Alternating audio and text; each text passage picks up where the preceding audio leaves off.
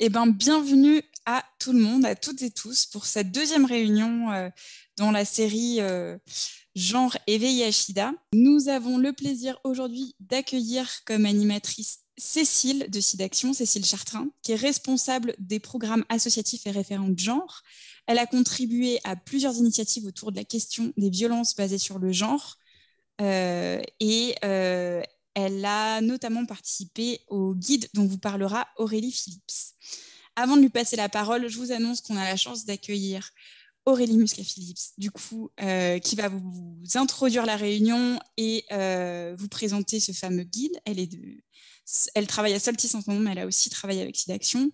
Julie Laure Nganko-Eke d'Alternative Cameroun, Marie-Salomé Zougrana, coordinatrice Arena Sage, Ezoura Aza, chargée de prévention à la LCS au Maroc, Émile Nti et Bouwayo, coordinateur du projet Gil Iteka à la SOA Burundi, et c'est Sandrine Ekman qui conclura, elle est formatrice en genre et en santé sexuelle au planning familial. Cécile, je te laisse le micro. Bonne réunion à tout le monde. Bonjour à toutes et à tous. Alors tout d'abord, je voudrais remercier Mélanie et Laïla pour l'organisation de cette rencontre. Et puis bien sûr, l'ensemble des intervenantes et intervenants qui ont répondu présents et présentes cet après-midi. Donc voilà, je suis ravie de modérer cette table ronde. Je vais endosser très rapidement mon rôle et le principal est avant tout d'être une bonne gardienne du temps. Donc je vais vous présenter très vite Aurélie Muscat-Phillips. Aurélie est référente technique en offre de services de santé sexuelle et reproductive chez Soltis. Et elle est consultante aussi, par ailleurs, de façon indépendante pour plusieurs organisations. Elle a travaillé notamment avec SIDAction, qui est l'autrice d'un guide sur la prévention et la prise en charge des violences basées sur le genre dans le contexte du VIH-Sida, guide sur lequel nous avons travaillé ensemble et qui est paru en 2020 à l'initiative de SIDAction. Donc Aurélie va nous parler un petit peu de ce guide, mais on l'a surtout sollicité avec pour mission d'introduire la séance en posant les définitions et les principaux enjeux. Donc voilà, Aurélie, c'est à toi. Merci beaucoup Cécile. Bonjour à toutes et à tous. Je vais partager mon écran avec ma présentation.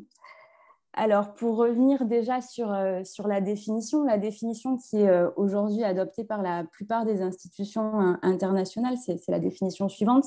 Les violences basées sur le genre désignent tout acte préjudiciable perpétré contre le gré d'une personne, basé sur les différences socialement prescrites entre les genres. Alors, les violences basées sur le genre touchent en grande majorité les femmes, mais il peut aussi y avoir des violences sexo-spécifiques qui touchent les hommes.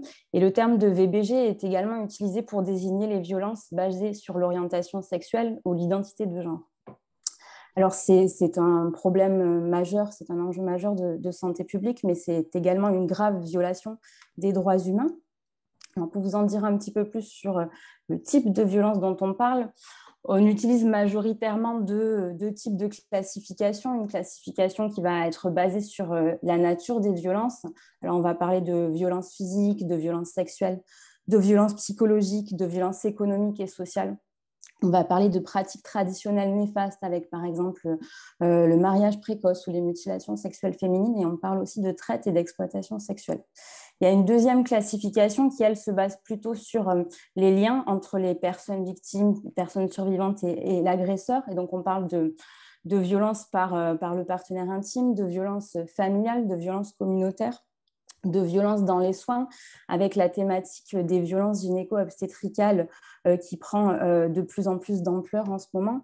Et on parle aussi de violences institutionnelles. Alors, il y a des petites subtilités, bien entendu. Chaque institution, organisation se réapproprie aussi ces classifications. Par exemple, dans les contextes de crise, il y a une classification qui est un tout petit peu différente, qui se base sur la nature des violences, qui a été développé par le sous-cluster VBG, donc qui est vraiment spécifique au contexte de crise. Mais je pense que ce qui est vraiment important, ce n'est pas tellement la classification qu'on utilise, mais c'est bien de prendre en considération un continuum assez large de ces violences et le fait qu'il peut y avoir des perpétrateurs voilà, au niveau familial, au niveau du partenaire intime, au niveau communautaire, etc. Alors, quelques données. L'idée ici, ce n'est pas d'être exhaustif, hein, mais l'OMS a rappelé en 2020 qu'au cours de sa vie, une femme sur 3 était victime de violences physiques ou sexuelles et une femme sur 5 victime de viol. Alors, les données restent largement insuffisantes, mais on sait que des personnes sont potentiellement exposées à un risque augmenté. Il s'agit des adolescentes, des travailleurs, travailleuses du sexe, des personnes migrantes, des personnes détenues, des personnes LGBTQI, des personnes vivant avec le VIH, des personnes en situation de handicap ou encore des usagers, des usagères de drogue. Là encore, la liste n'est pas exhaustive.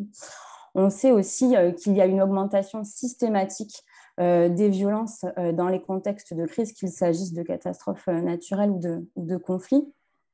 Alors, les liens et les mécanismes qui sous-tendent les liens entre violences basées sur le genre et VIH sont multiples. On sait qu'il y a des racines qui sont communes. Alors, c'est tout d'abord les inégalités de genre et toutes les normes et pratiques culturelles qui contribuent à les encourager.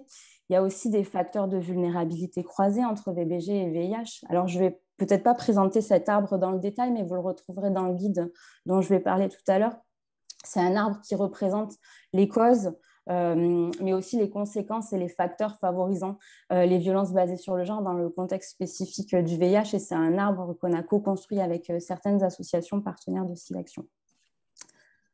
Alors, les liens entre VBG et VIH, quels sont-ils? Là encore, on manque encore aujourd'hui de données, mais les études, elles montrent un lien statistique systématique entre VBG et VIH.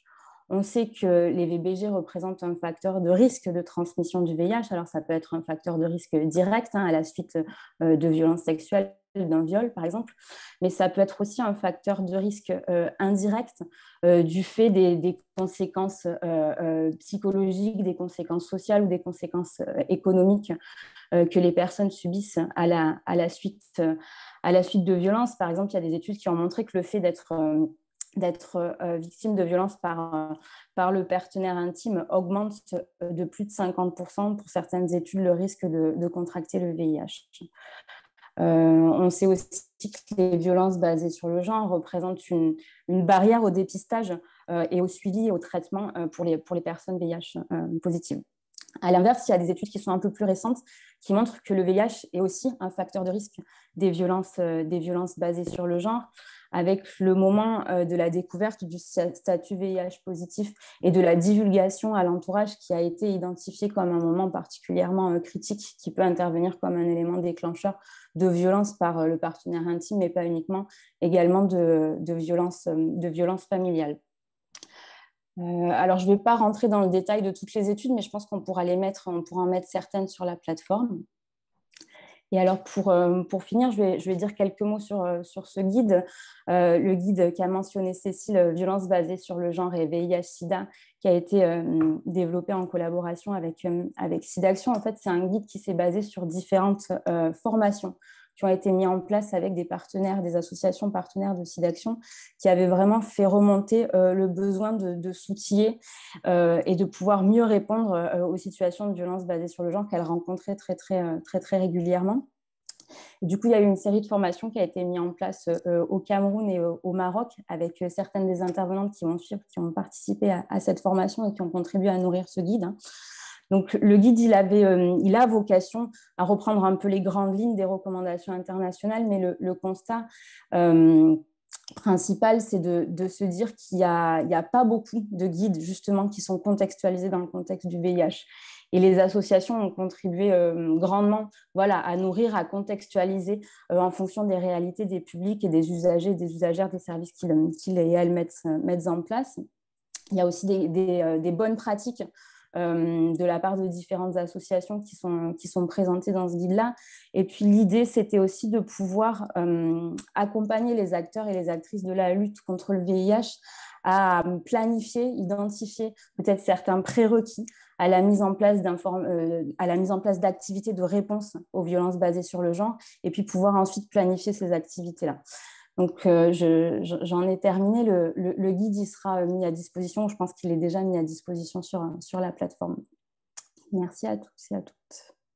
Tout à fait. Merci beaucoup, Aurélie, pour cette présentation aussi synthétique que claire et précise. On va passer tout de suite à la première intervention, donc, hormis l'introduction, avec Juline Gando-Eke, qui est responsable engagement communautaire et encadrante de la cellule VBG au sein de l'association Alternative Cameroun. Alors, Alternative Cameroun, c'est une association qui a été créée en 2006 à Douala et qui dispose désormais d'une antenne à Yaoundé également. C'est une organisation pionnière dans la défense des droits des personnes LGBT au Cameroun, dans un contexte, vous le savez sans doute, où l'homosexualité est criminalisée et fait l'objet d'une très forte stigmatisation sociale. Donc, Julie va nous parler plus spécifiquement du repérage des violences basées sur le genre parmi les lesbiennes et autres femmes qui ont des rapports sexuels avec des femmes. Julie, c'est à toi. Et encore une fois, pour le public, n'hésitez pas à poser vos questions dans le chat pendant l'intervention. On y reviendra ensuite. Bonjour à tout le monde et merci de me permettre de prendre la parole dans cette réunion qui est très, très importante. Alors, je ne vais plus me présenter parce que ça a déjà été fait. Donc, je vais parler spécifiquement de la détection des violences, comme Cécile le disait. Nous avions constaté à Alternative Cameroun que il n'y avait que les HSH qui venaient au centre et bénéficiaient des services et qui, du coup, étaient très informés sur les services que nous proposions. Or, il fallait que nous arrivions à toucher toutes les catégories de LGBT et plus spécifiquement les FSF qui, à cause du contexte, sont encore plus marginalisés et plus stigmatisés. Donc, on s'est dit comment est-ce qu'on va faire et puis on a mis sur pied une activité qui nous permettait de rassembler les FSF. Et nous avons appelé cette activité le tuning identitaire. Donc, nous avons essayé de réaliser le tuning au centre, mais ça n'a pas été très efficace. Du coup, nous nous sommes dit, nous allons le délocaliser. Et lorsque nous avons réalisé le tuning, nous recevions en moyenne 50 à 60 SF par activité. Et nous organisions cette activité-là au moins une fois par mois. Nous avons découvert que lors de ces activités-là, les FSF s'exprimaient beaucoup. Et elles s'exprimaient beaucoup parce qu'il y avait beaucoup de convivialité dans l'activité. Donc, si au centre, c'était très, très bureau, dans les lignes identitaires, c'était vraiment comme si elles étaient hors du bureau, comme si elles étaient chez elles ou alors dans un point chaud. Donc, il y avait beaucoup de convivialité. Et ça se déroulait comme suit. Donc, il y avait le moment où elles arrivaient. Ensuite, il y avait un moment où on leur présentait le contenu de l'activité. Ensuite, il y avait un moment où on les recevait une à une et dans des pièces séparées, notamment pour respecter la confidentialité. Donc, le moment où elles arrivaient le plus à parler, c'était quand on mettait de l'ambiance et puis en retrait, on les recevait une à une et on faisait le dépistage systématique des violences. Donc, comme nous nous étions rendus que lorsqu'on dit oui, vous pouvez nous parler de vos violences, vous pouvez venir dénoncer les cas de violence, elles ne le faisaient pas naturellement. Alors, nous nous sommes dit, on va mettre sur pied un outil qui vous sera partagé plus tard par Mélanie, qui est une fiche de dépistage systématique des VBG. Et tout le personnel d'Alternative Cameroun est formé et a la capacité d'administrer ce questionnaire-là à n'importe quel. Du coup, chaque poste qui était prévu dans le contenu du tuning, il y avait cette fiche de dépistage. Et lorsqu'une FSF arrivait, on lui posait les questions qui se retrouvent dans cet outil-là. Et on est arrivé à détecter beaucoup de cas de violence grâce à cet outil. Voilà, merci Mélanie de projeter. Donc là, on a la date à laquelle on administre l'outil, on a le lieu, on a le nom de la personne qui administre l'outil, les horaires. Et il y a précisément cette question-là, as-tu récemment subi une violence? Ça a amené beaucoup de FSF à s'ouvrir et à parler. D'ailleurs, on a eu des révélations très, très troublantes lors des îles. On a par exemple découvert qu'il y a un couple de FSF qui, ayant pris un taxi un soir pour aller d'un point de la ville à un autre, s'était fait agresser sexuellement par le conducteur. On a eu d'autres cas où des filles ont avoué avoir perdu leurs enfants parce qu'elles étaient FSF. Donc, après avoir collecté ces violences-là, on met en œuvre tout un mécanisme. Donc, on rassure les filles qu'elles peuvent soit être prises en charge pour réduire l'impact des VBG au centre, soit elles peuvent partir du point d'utilisation pour des structures avec lesquelles nous sommes en collaboration pour la prise en charge des VBG. Donc, ce que nous avons retenu de cette façon-là de détecter la violence, c'est que ça ne devait pas se faire dans une atmosphère de tristesse, ça ne devait pas se faire dans une atmosphère de fonctionnariat. Non, ça devait être dans une atmosphère où il y avait beaucoup de convivialité parce que ça leur permettait d'oublier un peu leur quotidien, ça leur permettait de s'ouvrir et d'avoir confiance, d'avoir vraiment confiance. Donc, pour la prise en charge, nous avons également mis sur pied un outil qui est la fiche le coupon de compte-référence, de référence et de compte-référence. Cet outil-là nous permet d'avoir une traçabilité des actions qui sont mises en œuvre pour réduire l'impact des VBG hors d'Alternative Cameroun. Parce que nous, même si nous avons la capacité de répondre à certains besoins, nous ne pouvons pas répondre à tous les besoins. Du coup, on a mis sur pied un système de référence, donc une sorte de collaboration avec plusieurs structures. Et quand une fille décide de se faire prendre en charge par une autre structure, alors là, on l'y accompagne activement avec le coupon de référence. Donc, je crois que je vais m'arrêter là et merci beaucoup de m'avoir écouté. Et je sais qu'avec les questions, je pourrais davantage parler d'autres aspects de ce travail-là. Merci beaucoup. Merci beaucoup, Julie. Donc, il y a déjà plusieurs questions dans le chat. Peut-être une question contextuelle pour commencer. Alors, je ne vois pas le nom de la personne, c'est Philippe, qui nous demande, parmi les différents types de violences, quelles sont celles qui sont subies le plus fréquemment par les personnes dont vous avez parlé, donc plutôt les FSF. Et Rachid qui nous demande également quelle est la perception de la population vis-à-vis des FSF ou plus généralement des LGBT au Cameroun. Si tu peux répondre à ces deux questions-là dans un premier temps. D'accord. Merci à ces deux personnes pour ces questions-là. Parmi les violences les plus fréquentes sont les violences psychologiques. Alors, on va aller des injures aux rejets familiaux, beaucoup de rejets familiaux. Ça, il y a beaucoup de rejets familiaux, la discrimination, la stigmatisation. Une fois qu'on découvre qu'une femme au Cameroun entretient des rapports sexuels avec d'autres femmes, souvent la première réaction, c'est le rejet. Oui, c'est quelque chose d'abominable. Dans la perception ici, l'opinion publique trouve que c'est abominable. Ce sont des personnes à détruire. En termes de contexte légal et de pénalisation, tu peux préciser aussi? Oui, bien sûr. L'homosexualité au Cameroun est pénalisée par deux articles fondamentaux.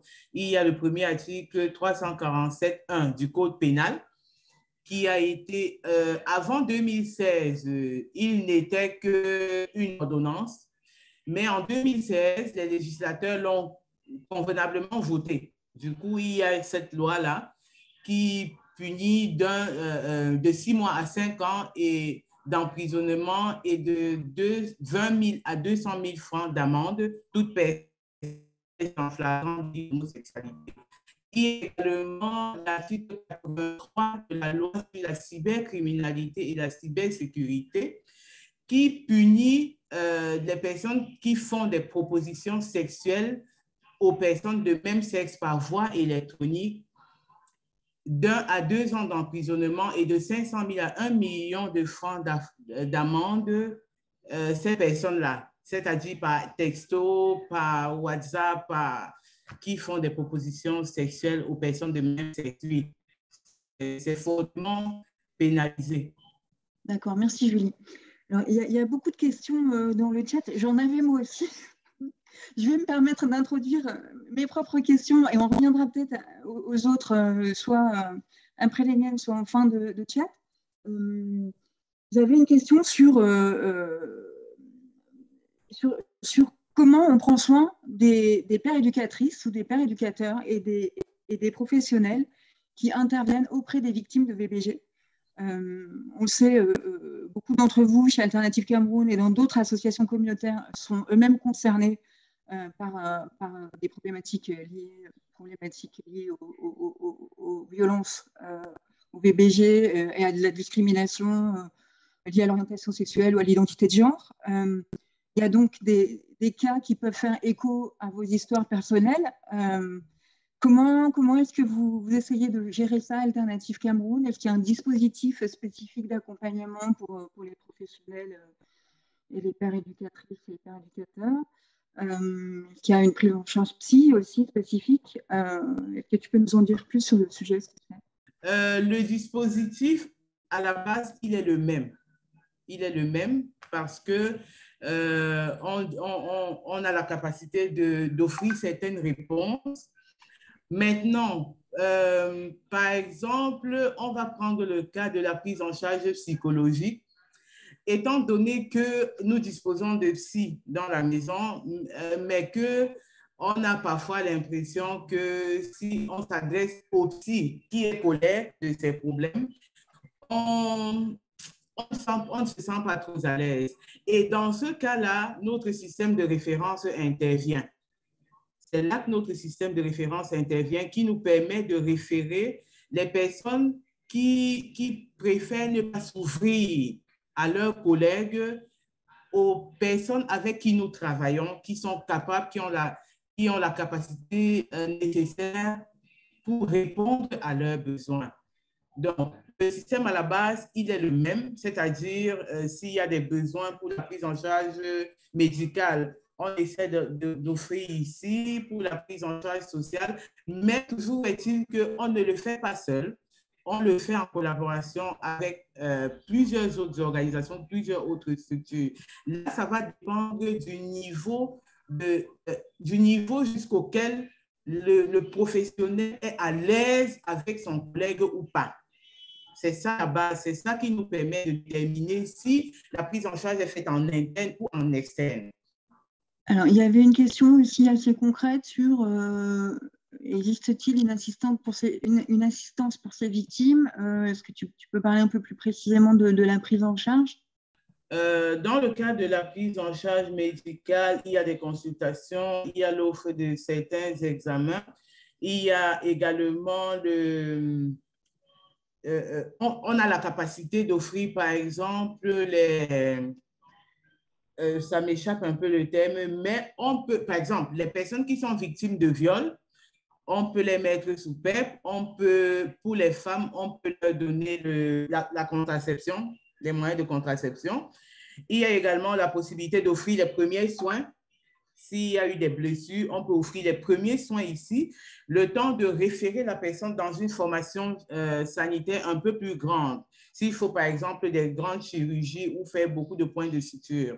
Maintenant, pour la prise en charge au niveau de la santé mentale, nous disposons de psychologues en interne et des psychologues avec qui nous travaillons en référence. Pour la prise en charge juridique, nous avons la capacité d'informer les bénéficiaires ou les survivants, les victimes, sur leurs droits, de les accompagner dans l'action des plaintes, de les accompagner même jusque dans certains commissariats avec qui nous avons dans lesquels nous avons des affinités avec les commissaires, où ils déposent leurs plaintes et nous faisons le suivi. Nous disposons d'un avocat si l'affaire doit arriver au tribunal ou s'il faut que l'avocat intervienne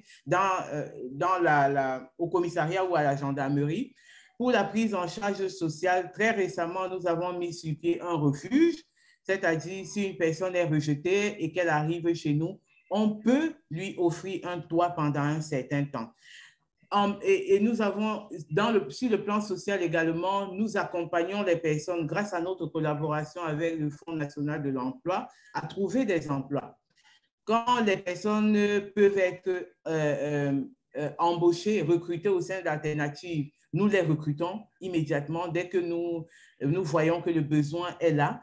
Mais si les personnes ne veulent pas être recrutées au sein d'Alternatives, nous leur parlons d'autres organisations qui ont lancé des recrutements dans ce temps-là, ou alors on compose le dossier et on dépose au Fonds national de l'emploi. Et il y a également, on a également les services de médiation qui permettent que si, par exemple, une personne est rejetée, enfin, ça dépend du problème. Naturellement, la réponse, l'action qu'on met en œuvre dépend du problème, mais il y a également les médiations qu'on met en œuvre pour essayer de résoudre certains cas. Merci beaucoup pour cette intervention et ces précisions. Alors, donc la prochaine intervenante, c'est Madame Salomé Zougrana, qui est coordinatrice du RENASAGE.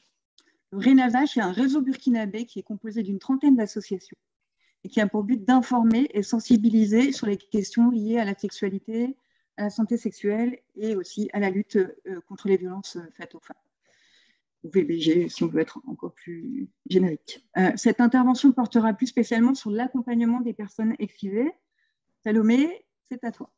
Et merci aux différentes participantes et merci également à l'intervenante qui vient de présenter.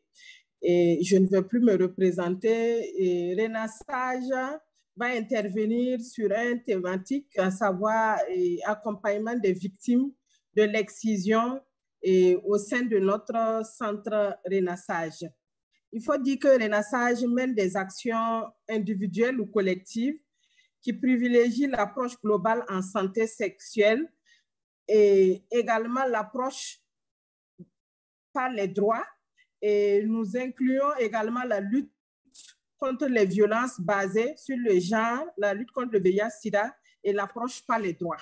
Les actions que nous menons poussent certaines personnes qui ont été victimes d'excision à se présenter au centre pour avoir des prises en charge parce qu'elles ont été victimes d'excision, soit au jeune âge. Et c'est maintenant qu'elles se sont rendues des conséquences et elles viennent vers RENASAGE pour avoir une prise en charge. Et c'est ainsi qu'au sein de RENASAGE, nous faisons des accompagnements sanitaires en cas de traumatisme, en cas d'hémorragie. Et également, nous faisons des conseils et des orientations pour une prise en charge psychologique et sociale. Et nous favorisons également la libération de la parole et nous levons les freins des pesanteurs socio-culturels qui contraignent certaines victimes au silence et les obligent à accepter cette violence. Et RENASAGE également s'appuie sur son réseau de partenaires pour permettre un meilleur accompagnement des victimes de l'excision. Et nous avons un partenariat avec un professeur gynécologue de la place qui s'appelle Michel Akotionga, que tout le monde connaît au Burkina Faso. Et c'est un professeur qui vraiment s'engage dans la réparation des séquelles de l'excision.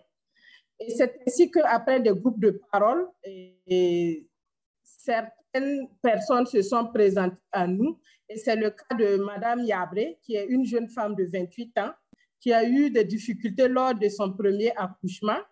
Et le premier accouchement s'est fait par césarienne. Et c'est au moment de l'accouchement que le docteur l'a expliqué que c'est les difficultés liées à l'excision dont elle a été victime à l'âge de 9 ans. Elle s'est alors présentée à RENASAGE et nous avons pris rendez-vous avec le professeur Akotionga qui a procédé à la réparation.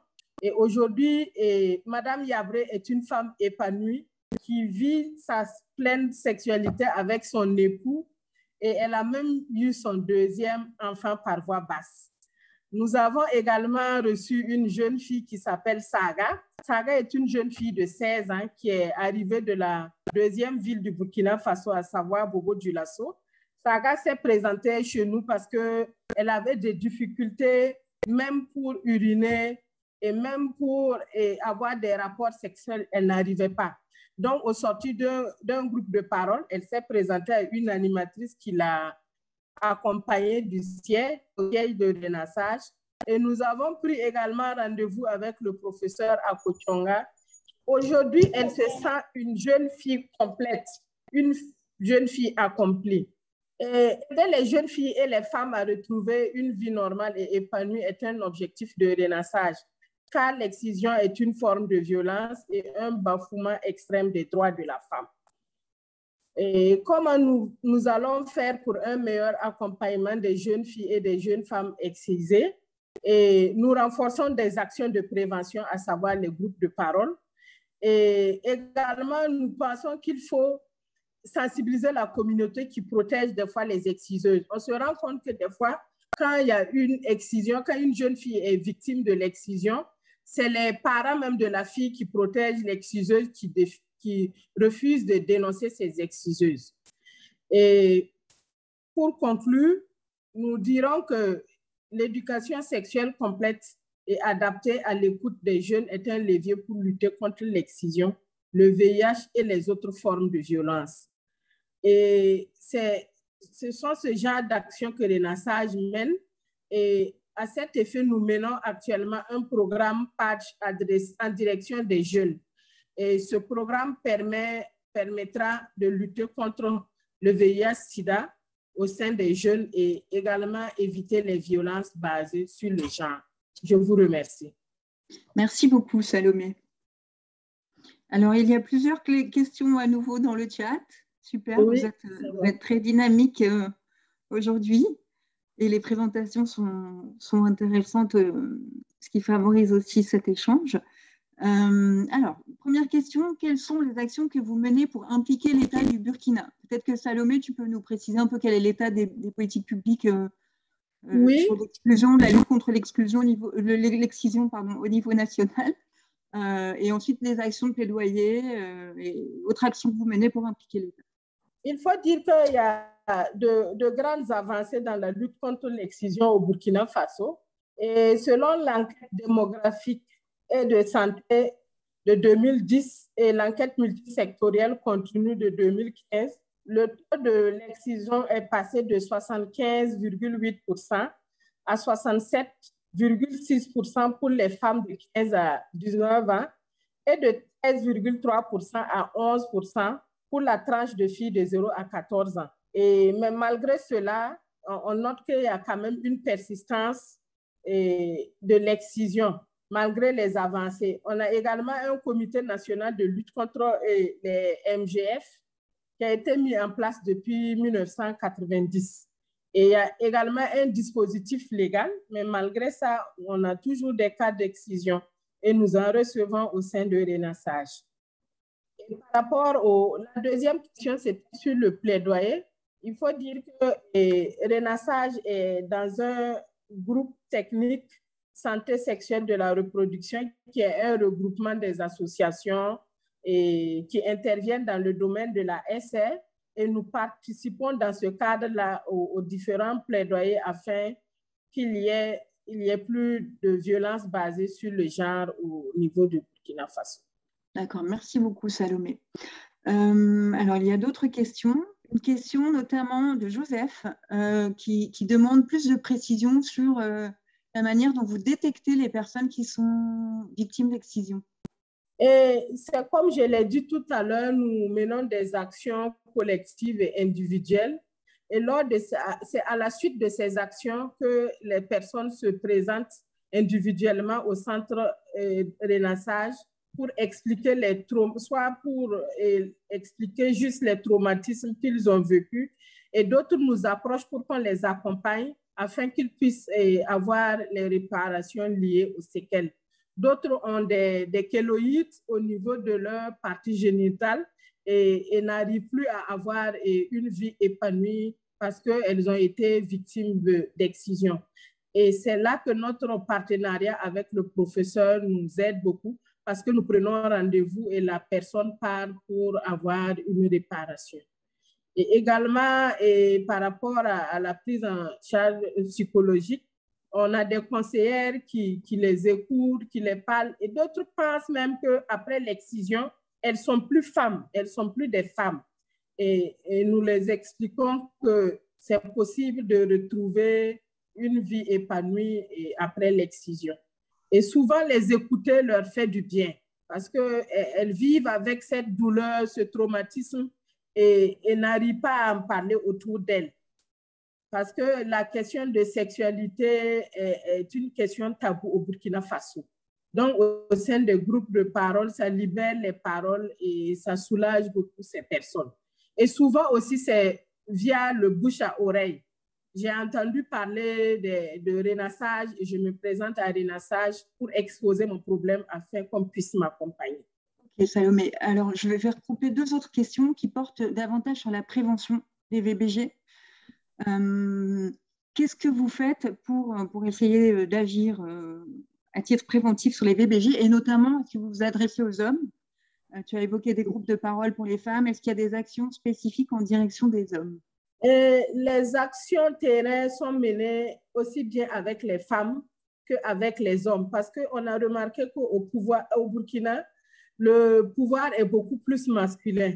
La décision d'exciser, des fois, vient des hommes. C'est eux qui obligent les femmes à aller faire les excisions. Donc, quand on parle aux femmes, on parle aussi aux hommes pour qu'ils comprennent toutes les conséquences que provoque cette violence. Et c'est souvent, on accuse souvent à tort la religion, alors que ce n'est pas justifié. Il n'y a aucune justification de cette violence qu'on applique aux femmes. Et c'est juste pour maîtriser leur sexualité. Donc, nous sensibilisons les hommes pour qu'ils sachent qu'il y a beaucoup plus de conséquences que d'avantages. On n'en trouve même pas, il n'y a pas d'avantage.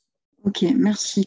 On va prendre la dernière question qui est de Marie-Thérèse de Moto Action Cameroun, qui, elle, nous précise qu'il y a des personnes qui sont des femmes qui sont exciseuses et dont c'est la principale source de revenus. Est-ce qu'il y a des actions aussi en direction de ces femmes?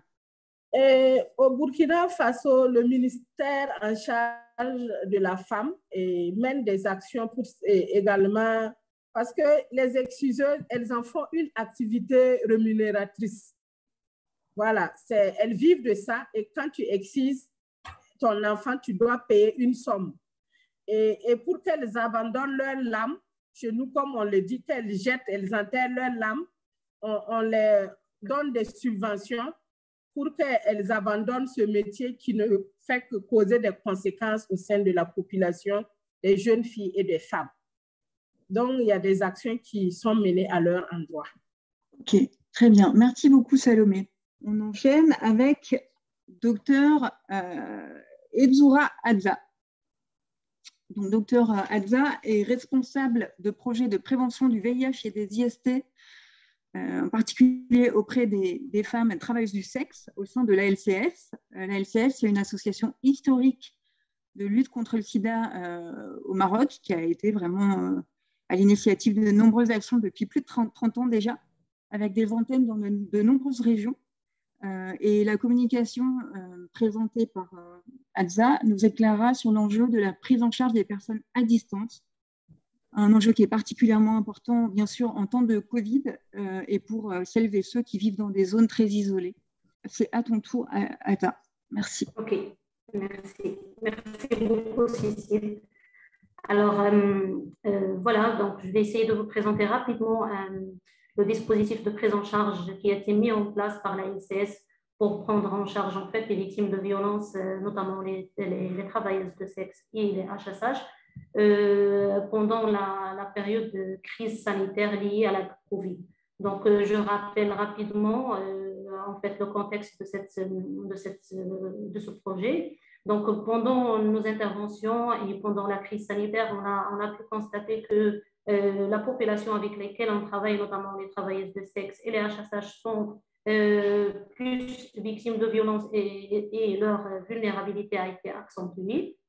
Et aussi, elles souffrent d'un accès difficile aux services de soins, surtout pendant la crise sanitaire où il y avait des restrictions de déplacement qui ont été imposées par les autorités.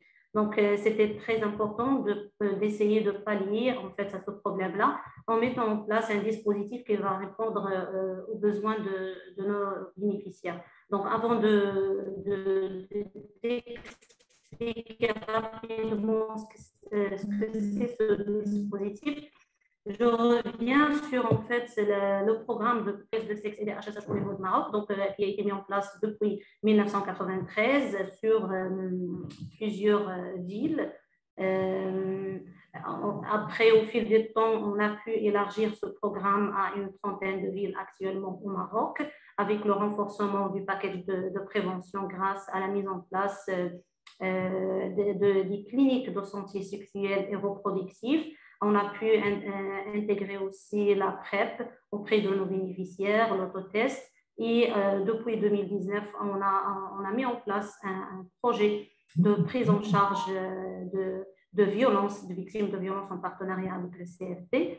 Et ce programme a été élargi actuellement à une trentaine de villes avec un renforcement du package de prévention, notamment après la mise en place des cliniques de santé sexuelle, en intégrant la PrEP, l'autotest, et après, on a mis en place avec le CFD un projet de prise en charge des femmes victimes de violences au niveau de Marrakech et Agadir. Et en 2020, et grâce à notre partenariat avec l'OMS, on a mis en place un dispositif d'aide à distance pour prendre en charge des victimes de violences, même qui se trouvent hors ces villes, hors Marrakech ou hors Agadir. Donc, ils peuvent bénéficier d'une prise en charge en cas de violence.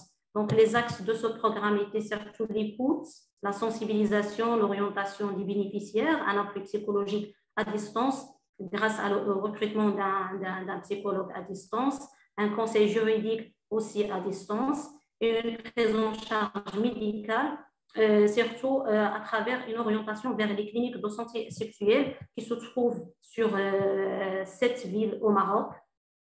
Alors, au niveau de ces villes, les bénéficiaires victimes en fait, de violences, que ce soit les travailleuses de sexe ou les HSH, ils sont orientés vers ces cliniques pour une prise en charge médicale, que ce soit pour le dépistage de l'hépatite P, la vaccination de l'hépatite P, une consultation des IST avec une prise en charge, et le test de grossesse, la pilule du lendemain ou carrément un appui psychologique. Ce projet nous a permis aussi de renforcer les cliniques via l'achat des équipements médicaux pour une bonne prise en charge médicale.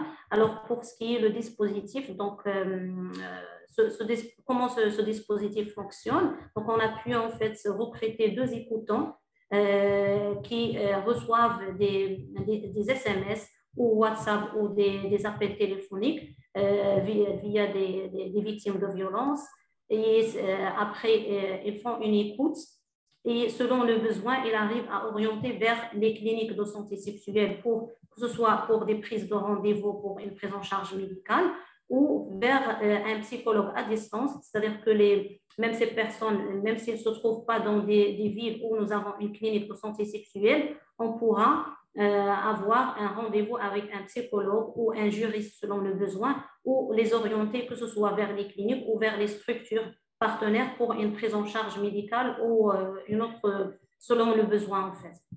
Donc, il y a une coordination en fait qui se fait entre les équipes de cette plateforme qu'on appelle plateforme Bela Haraj, c'est le dispositif d'aide à distance, et aussi nos centres et nos antennes dans les villes où nous avons un programme de prévention. Alors, en fait, j'étais sur les outils qu'on a mis en place que ce soit pour la sensibilisation ou pour la promotion de ce dispositif. Donc, on a conçu une vidéo qu'on a partagée sur les réseaux sociaux, sur Facebook, sur Instagram, sur le site de l'ANCS et sur Facebook, afin que c'est la violence, et sur les services qui sont disponibles pour prendre en fait en charge les bénéficiaires. Voilà, on a aussi mis des affiches qui ont été aussi partagées sur les réseaux sociaux, et on a mis en fait l'accent sur le fait qu'on peut, que ce soit appeler ou envoyer un WhatsApp ou un SMS, et il y a même les bénéficiaires, ils peuvent même envoyer juste urgent, et les écoutants, ils peuvent les rappeler pour essayer d'avoir le besoin. Voilà, et après, en fait, d'après l'expérience, c'est-à-dire d'après ce dispositif, qui a été mis en place depuis 2020 jusqu'à maintenant. Il est toujours opérationnel. On a pu quand même prendre en charge 195 victimes, dont 104 travailleuses de sexe, 44 HSH, 34 migrants et 3 PVDH. Ces personnes ont pu bénéficier de plusieurs types de prise en charge, que ce soit médicale, psychosociale ou même des accompagnements juridiques. On a fait des tests, des vaccins, des consultations, des orientations vers des consultations spécialisées. On a pu quand même donner une aide sociale à 70 victimes de violences, un appui psychologique à distance pour 69 personnes et des consultations juridiques toujours à distance pour une vingtaine de personnes. Donc, pour conclure, nous avons pu quand même montrer que même pendant la crise sanitaire, on a pu surmonter les contraintes qui ont été rencontrées en fait par ces bénéficiaires et que ce dispositif a permis d'atténuer quand même la détresse des personnes victimes de violences, notamment la prise en charge de 195 victimes de violences, que ce soit une prise en charge psychosociale ou médicale ou même juridique. Voilà, et pour conclure, j'aimerais vivement remercier tous les bailleurs qui nous ont permis en fait de mettre en place ce dispositif et d'atténuer en fait la violence auprès de nos populations. Et merci pour votre réponse. Merci beaucoup, Adza. J'en viens aux questions qui ont été adressées à Adza. Il y en a une qui porte plus précisément sur la prise en charge psychologique à distance. Donc, on nous demande comment se passent les consultations psychologiques à distance, comment se déroulent les entretiens, bref, la prise en charge psychologique. Avez-vous eu des résultats probants ou satisfaisants que vous pourriez faire valoir cet après-midi, s'il vous plaît, Elsa? Effectivement, à travers le dispositif, nous avons des écoutants qui reçoivent que ce soit des appels ou des SMS, et selon le besoin, il prend des rendez-vous en fait avec le psychologue. Et c'est la psychologue ou le psychologue qui appelle la personne avec un suivi en fait individuel. Nous avons eu des retours vraiment satisfaisants. Donc, il y a un suivi. Donc, c'est comme au local. Donc, on fait une prise en charge à distance. Et après, il y a même un renforcement ou même des séances de groupe qui se font au niveau local si la personne se trouve près d'un centre de santé sexuelle et reproductive. Si elle se trouve auprès des villes où nous avons les centres, où nous avons un psychologue sur place, elle pourra continuer aussi la thérapie au niveau du local. Mais quand même, on a pu prendre en charge plusieurs personnes à distance et le résultat était satisfaisant. Voilà. Très bien. Il y a une autre question sur l'utilisation des capsules vidéo et des affiches. Oui. Voilà. Cédric nous demande quel a été l'impact. En fait, selon nos constats, on avait trouvé que la population avec laquelle on travaille, elle ne mesure pas la gravité en fait des violences subies. Elle pense que le fait qu'elle est travailleuse de sexe ou qu'elle est HSH, travailleur de sexe, que c'est tout à fait normal qu'elle subisse des violences. Elle ne savait pas ce que c'est une violence sexuelle, ce que c'est une violence. Pour elle, la violence, c'est peut-être juste violence physique. Quand il y a la violence physique, c'est là où on parle d'une violence. Mais lorsqu'on a pu, à travers les capsules et à travers les affiches, expliquer ce que c'est la violence, les types de violence et quels sont les services donnés après cette violence et quel est le risque d'une violence, que ce soit sexuelle, psychologique et ainsi de suite, on a pu quand même sensibiliser un nombre important des bénéficiaires avec lesquels on travaille et on a pu avoir quand même, on a pu offrir en fait une prise en charge précoce parce que le problème c'est que des fois les victimes elles se trouvent avec une forme de violence mais ils ne déclarent pas, c'est-à-dire que lorsqu'ils subissent une violence sexuelle, ils ne viennent pas consulter juste après dans les 62 heures. Et dans ce cas, vraiment, la prise en charge est limitée, surtout la prise en charge médicale. On ne peut pas éviter une grossesse non désirée, on ne peut pas, par exemple, donner le PEP en cas de risque de contamination par le VIH et ainsi de suite. C'est-à-dire que ces capsules c'était vraiment des supports importants pour sensibiliser et prévenir en fait la violence. Ok, parfait. Merci pour ces réponses, Adza. Alors, donc, le moment est venu de vous présenter Dr Émile Ntillé-Buwayo. J'espère que je prononce bien son nom. Il est coordonnateur, directeur du projet Girteka. Et donc, Émile travaille au sein de la SOA Burundi, qui est une association qui a été créée en 1992 par des femmes concernées par le VIH. Et cette présentation insistera surtout sur l'enjeu de l'orientation et de la mise en réseau avec d'autres associations spécialisées dans l'accompagnement des personnes exposées au VBG.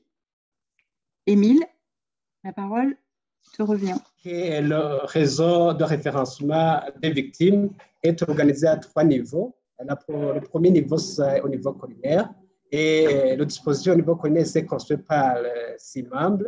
Il y a un membre du comité provincial pour la défense des droits de la femme, mais aussi il y a une unité du chef culinaire et un membre du comité de santé, mais aussi un notable culinaire, mais aussi un communautaire. Ceci pour pouvoir passer à l'identification, mais aussi à l'accompagnement de la victime, de la communauté vers les sites de prise en charge.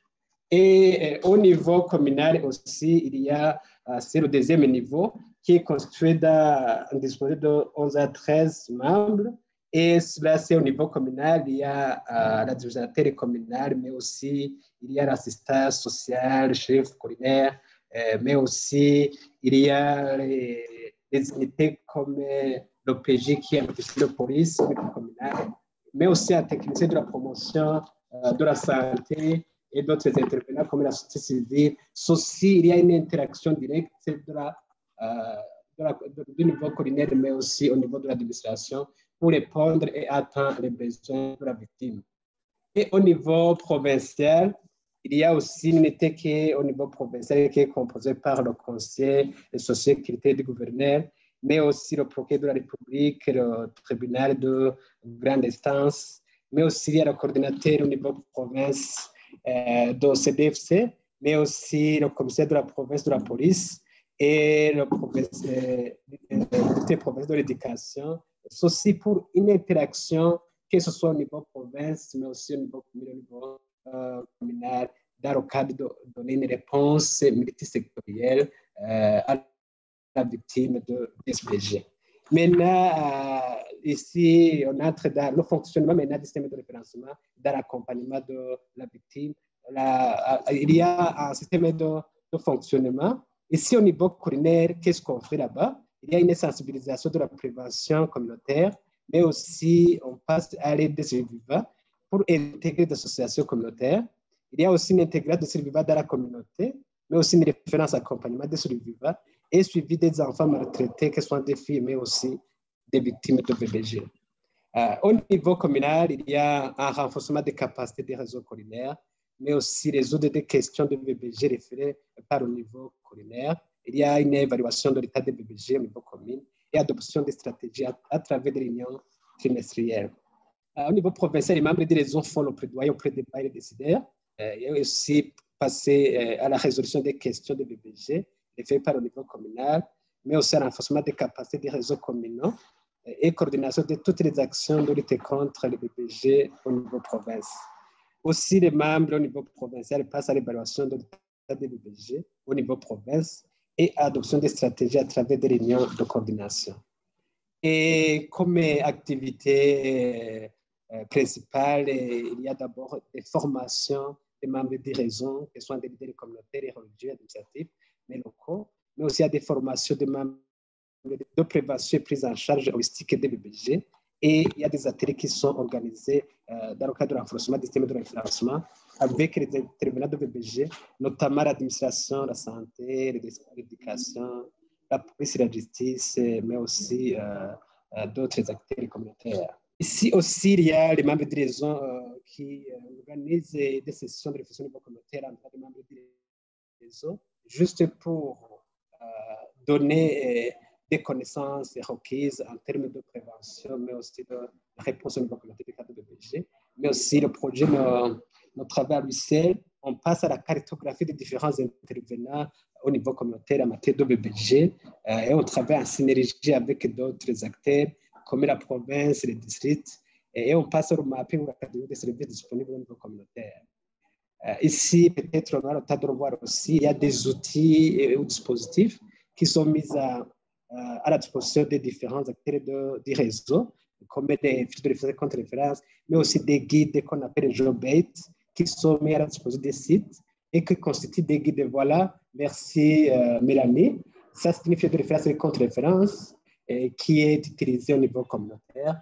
Voilà. La première partie montre l'identification de la victime, mais aussi c'est mentionné l'organisation qui réfère la victime. Et il y a la partie de contre-référence et qui note les services qui sont offerts à la victime. Et ici, pour question de confidentialité, c'est très pertinent ici. Vous voyez les codes de service. On ne met pas le service qui a été offert à la victime, mais on met uniquement le code. Ceci est en guise de respecter la confidentialité de la victime. Et au niveau communautaire, il y a des acteurs communautaires qui passent à l'identification des cas de victimes et qui sont référés de la communauté vers le site. Et ici, il y a des services qui sont offerts par des sites. Et pour aider les prestataires des sites, il y a, comme je viens de le dire, il y a aussi ce qu'on appelle GeoBait ou un site ou un guide qui facilite des cas de victimes qui sont présentes dans le site. Merci Mélanie, c'est ça, ça montre ici ce guide ou GeoBait qui constitue un guide très pertinent aux prestataires. À travers ce guide, il y a aussi ordinogramme qui montre comment, c'est en bas, je ne sais pas si vous voulez défiler en bas, très en bas. Voilà, c'est un schéma qui montre, qui concerne un ordinogramme pour la prise en charge. Voilà, c'est ça, merci beaucoup. C'est l'ordinogramme qui montre comment la victime de VBG qui se présente au niveau site puisse avoir des services de qualité au niveau site. Voilà. Au niveau des services, comme je viens de le dire, il y a un paquet de services complets pour ces VBG qui sont offerts. Ici, on peut dire le dépistage de VIH, la prévention de la grossesse non désirée, il y a aussi le traitement des IST, et ainsi de suite. Pour un service qui n'est pas disponible au niveau site, les prestataires passent à la référence de la victime vers un autre service pour pouvoir répondre aux besoins de la victime.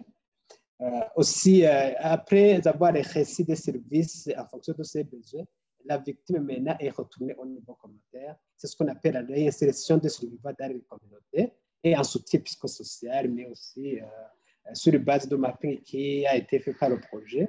On passe, on identifie notre partenaire pour pouvoir ouvrir du matériel pour aider la victime à pouvoir s'insérer dans la communauté. Ici, c'est pour limiter beaucoup plus la discrimination ou l'exclusion au niveau communautaire de la victime.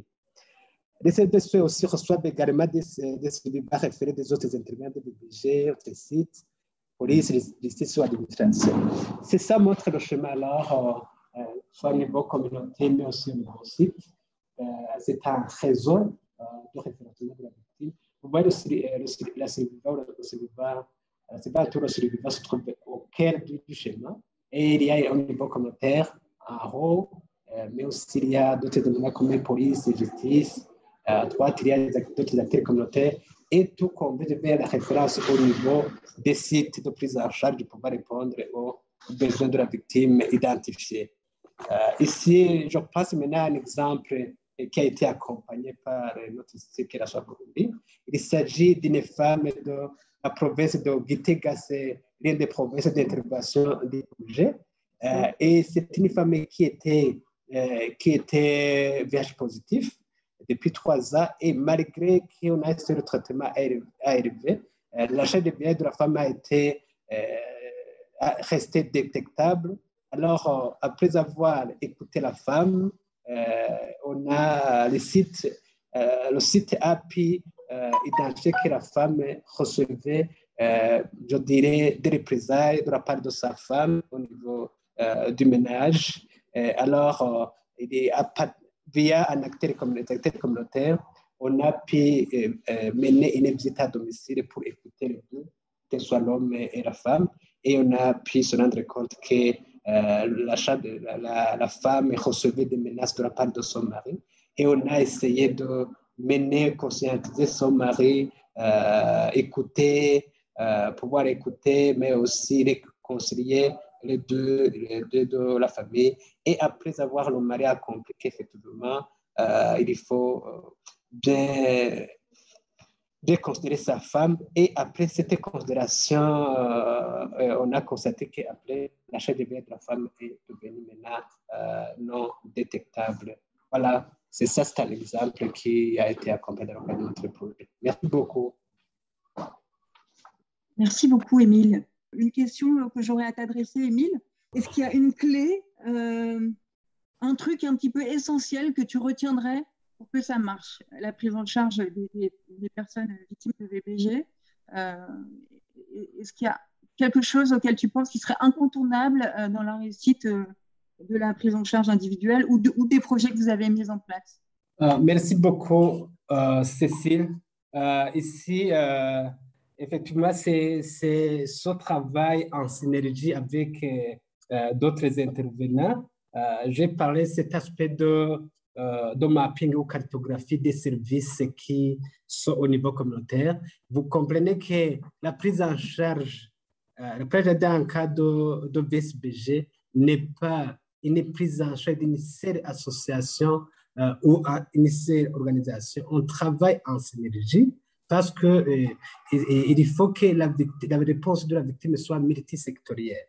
On fait appel à d'autres intervenants, notamment le travail en synergie avec les organisations qui offrent une assistance psychologique, parce que je dirais un système de référence qui doit être mis en exergue, mais aussi il y a aussi une implication des administratifs qui sont à tous les niveaux, les administrations au niveau province, mais au niveau national. Comme j'ai dit, il y a un organe qui est décentralisé au niveau province, qu'on appelle CDFC, mais aussi au niveau national, il y a le ministère national des droits de l'homme, mais aussi de la solidarité et du genre, qui est un organe centralisé pour la réponse au cas de VBG. Et le CDFC est un organe décentralisé ici, en synergie d'action avec ces différents organes, que ce soit de l'administration, mais aussi avec d'autres défenseurs des droits de l'homme au niveau de la zone d'intervention, permet une prise en charge holistique et de qualité des cas de VSBG qui sont identifiés au niveau communautaire. Ok, merci Émile. C'était au sujet de cette situation où parfois les personnes qui sont autrices des violences sont des hommes en uniforme. Donc la question s'adresse peut-être principalement à Julie et à Adza. Quelles sont les stratégies qu'on peut mettre en œuvre dans ce genre de cas? Est-ce que vous y avez été confrontés et comment vous avez géré cette situation, Julie et Adza? D'accord, merci. J'ai vraiment vu que personne n'a posé la question avec insistance. Alors, dans notre cas, on a eu des cas, oui, où ce sont les hommes en tenue qui étaient des auteurs. La première fois, nous avons commis l'erreur d'aller vers son chef.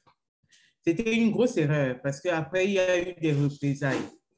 Mais les autres fois, nous nous sommes rendus compte qu'il était mieux d'utiliser un collègue comme médiateur pour arriver à trouver un terrain d'entente.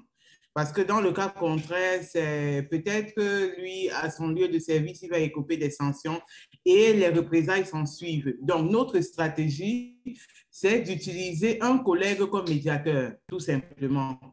C'est la question en rapport avec les cas de VBG à l'endroit du corps en uniforme.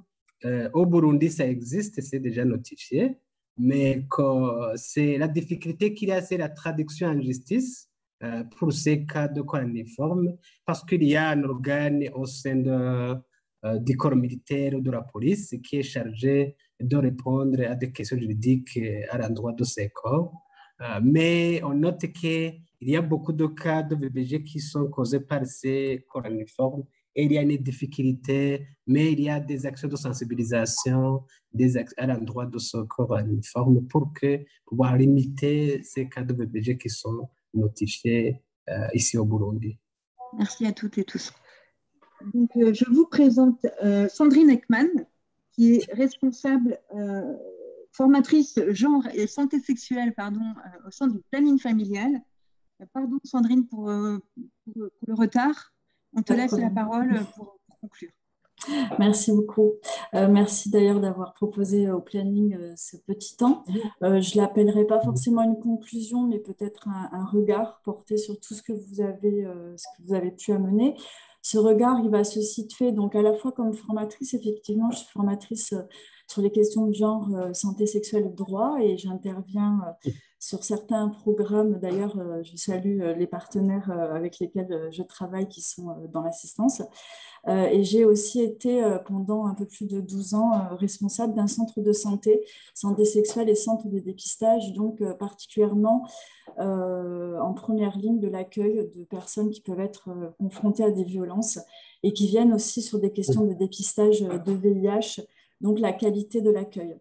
Ce que ça m'a évoqué, vos interventions déjà, c'est le rappel du contexte extrêmement difficile dans lequel vivent au quotidien les personnes LGBT et les femmes, avec un contexte de violence basée sur le genre omniprésent. Et ça, je trouve que c'est toujours important de se le rappeler quand on travaille ensemble.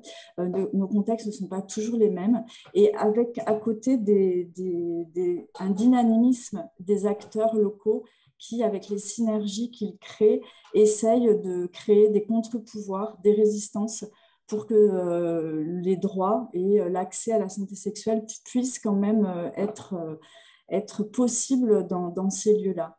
Je trouve très important de ne pas oublier qu'aujourd'hui, du coup, ce lien entre genre et VIH, on ne peut plus en faire abstraction. Il y a vraiment une nécessité aujourd'hui de ne plus oublier que la lutte contre la propagation du VIH, la qualité de vie des personnes qui vivent avec le VIH, l'accès au dépistage, l'acceptabilité des traitements, tout ça, c'est forcément en lien avec le droit des individus, la reconnaissance du droit des individus, LGBT, femmes, etc., toutes les travailleuses du sexe, l'acceptation de la différence en termes d'orientation sexuelle, d'identité de genre, et la connaissance et la question de l'éducation. Je pense qu'aujourd'hui, on a bien vu que l'éducation à la sexualité complète dont parlait Salomé est un enjeu aussi si on veut pouvoir faire évoluer les sociétés à la fois sur une identification des violences et une baisse de la tolérance des violences. Asa, on a parlé, ça me paraît fondamental, c'est qu'on voit aussi qu'il y a une minimisation des violences vécues par les personnes, mais aussi par les acteurs et par les personnels qui reçoivent les personnes. Donc la question de l'éducation pour changer aussi cette donnée-là. Et du coup, ça m'a vraiment conforté tout ce que vous avez pu dire dans 3 axes qui nous semblent au planning familial fondamental à continuer de travailler dans toutes les actions que l'on mène. C'est à la fois la question de l'acceptabilité sociale, mais qui passera par les individus, en insistant sur l'éducation, les groupes de parole, la question des causeries, les renforcements communautaires.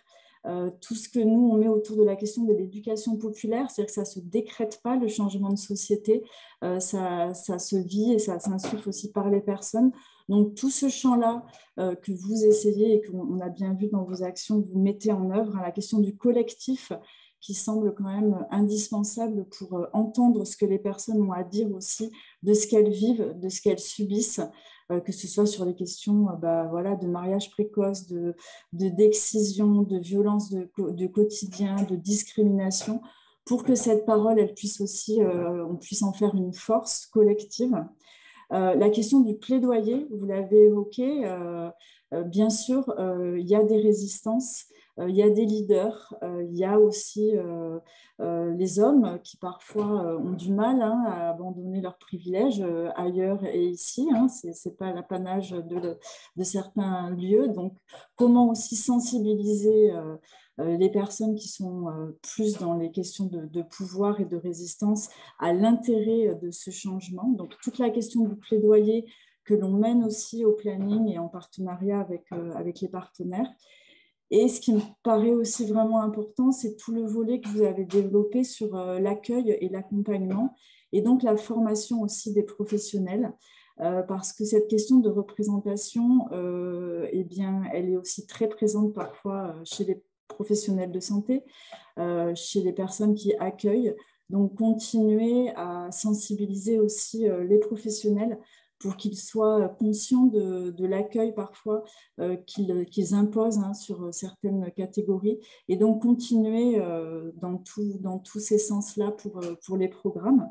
Donc voilà, merci en tout cas de vos témoignages. Je pense que dans tout ce qu'on a vu, c'est qu'on peut acquérir une force collective de contre-pouvoir pour essayer de faire une transformation sociale qui sera de toute façon un bénéfice à la fois pour baisser les violences et avoir une meilleure prise en charge en termes de VIH. Merci beaucoup, Sandrine. Merci pour cette ouverture. Alors, on a dépassé l'heure prévue, donc on va se quitter rapidement. On n'a malheureusement pas pu prendre toutes les questions, mais n'hésitez pas à revenir vers nous et vers les différents et différentes intervenantes. Merci évidemment Sandrine, Émile, Salomé, Julie, Adza et Aurélie, voilà, les prénoms nous reviennent. J'ai été ravie pour ma part de constater également qu'il y a eu des présentations de la part d'associations qui ont été formées par SIDAction sur la prise en charge des VBG grâce à Aurélie d'ailleurs, et de voir qu'il y avait eu une petite montée en compétences et des actions concrètes à l'issue. Je remercie encore Mélanie pour l'organisation de cette rencontre et puis je lui laisse le dernier mot. Merci beaucoup Cécile, merci à toutes les intervenantes, merci aussi à En Coulisses, Laïla Alost qui est coordinatrice de la plateforme ELSA et Myriam Benamou qui n'est pas là mais qui a participé à l'organisation de cette réunion ainsi que du planning familial, Éléonore Estévenin qui nous a aussi conseillé beaucoup d'intervenantes. Merci à vous tous. Bye bye. Bye bye. Au revoir. Au revoir et à bientôt. Au revoir. Au revoir.